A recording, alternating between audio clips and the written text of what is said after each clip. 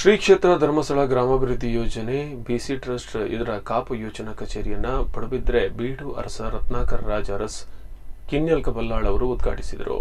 ಮುಖ್ಯ ಅತಿಥಿಯಾಗಿ ಭಾಗವಹಿಸಿದ್ದ ಕಾಪು ಶಾಸಕ ಲಾಲಾಚಾರ್ ಮೆಂಡನ್ ಮಾತನಾಡಿ, ಶ್ರೀ ಕ್ಷೇತ್ರ ಧರ್ಮಸ್ಥಳ ಗ್ರಾಮಾಭಿವೃದ್ಧಿ ಯೋಜನೆಯ ಗ್ರಾಮೀಣ ಭಾಗದ ಜನರಿಗೆ ಬದುಕು ಕಟ್ಟಿಕೊಳ್ಳಲು ಪ್ರೇರಣೆ ನೀಡಿದೆ. ನಿರಂತರ ಜನಸೇವಾ ಕಾರ್ಯಕ್ರಮಗಳೊಂದಿಗೆ ಮಹಿಳೆಯರನ್ನು ಆರ್ಥಿಕವಾಗಿ ಸಬಲೀಕರಣಗೊಳಿಸುವುದರಲ್ಲಿಯೂ ಯೋಜನೆಯ ಕಾರ್ಯಕ್ರಮಗಳು ಪೂರಕವಾಗಿದೆ ಎಂದರು.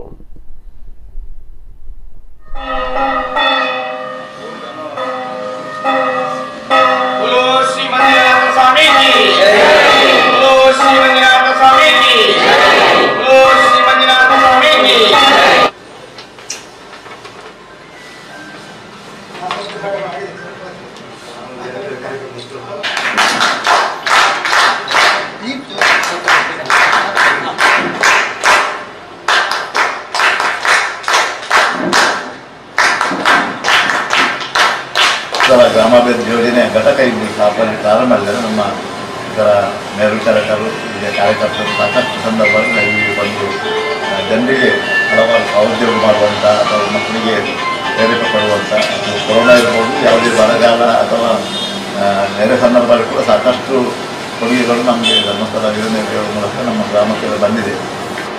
ರೆಂಬೆಗಳು ಹಬ್ಬಿಕೊಂಡಿವೆ. ನಮ್ಮ ಜನಜಾಗೃತಿ ವೇದಿಕೆ ಇರ್ಬೋದು, ನಮ್ಮ ಶೌರ್ಯ ಕಾರ್ಯಕ್ರಮ ಇರ್ಬೋದು, ನಮ್ಮ ಯಂತ್ರಶ್ರೀ ಕಾರ್ಯಕ್ರಮ ಇರ್ಬೋದು, ಇವೆಲ್ಲವೂ ಕೂಡ ಒಂದಕ್ಕೊಂದು ಸೇರಿಸಿಕೊಂಡು ಬೆಳೀತಾ ಹೋಗಿದೆ.